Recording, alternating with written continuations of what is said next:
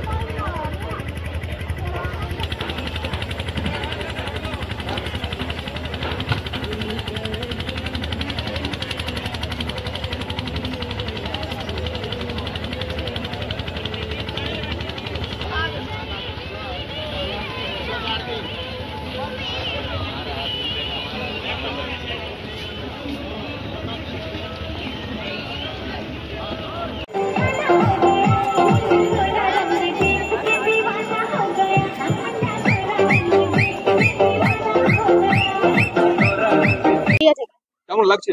খুব ভালো লাগছে, প্রথমবার এসেছি আমরা, তো ভালো লাগছে। দ্বীপ আছে এখানে, খুব সুন্দর জায়গা। আর এই প্রথমবার আর কি আমি ফ্যামিলির সাথে এসেছি। আপনারা তো এখন তো নৌকায় চাপছেন, কেমন আনন্দ লাগছে? খুব ভালো লাগছে, ছোট ভাই বোনরা এসছে, সবাই এসছে, বাড়ির মা পিসিমণি সবাই এসছে, খুব ভালো লাগছে। কোথায় কোথায় ঘুরবেন? আমরা এখানে কোথায় আছে, কোথায় এই যে দ্বীপ, তারপর আবার কোথায় কয়লা খনি আছে, সব আমরা যাওয়ার প্ল্যানিং আছে। প্রথম এখন আর কি খাওয়া দাওয়া করেই বেরোলাম। কি নাম? আমার নাম রূপসারা হালদার। মোপর বাদামতলা গড়িয়া। এই বিষয় প্রথম না, এটা দ্বিতীয়বার। কেমন লাগছে? খুব সুন্দর জায়গা, খুবই ভালো লাগছে। আজ তো বড় দিন, হ্যাঁ, কিভাবে কাটাবেন? এই ফ্যামিলির সাথে পুরো ফ্যামিলি নিয়ে চলে এসেছি। এবার ঘুরবো এদিক ওদিক, খাওয়া দাওয়া রয়েছে।